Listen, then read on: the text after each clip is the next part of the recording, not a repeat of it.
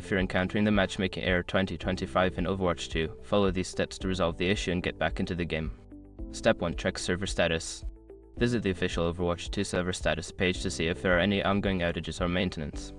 If the servers are down, you will need to wait until they are back online. Step 2. Restart the game. Close Overwatch 2 completely and restart it. This can help refresh your connection to the game servers and may resolve temporary issues. Step 3. Update the game. Ensure that your game is updated to the latest version. Check for any available updates on your gaming platform and install them before trying to connect again. Step 4. Reset your internet connection. Power cycle your modem and router by unplugging them for about 30 seconds, then plug them back in. This can help improve your internet connection and resolve connectivity issues. Step 5. Contact support. If the error persists after trying the above steps, reach out to Blizzard's customer support for further assistance.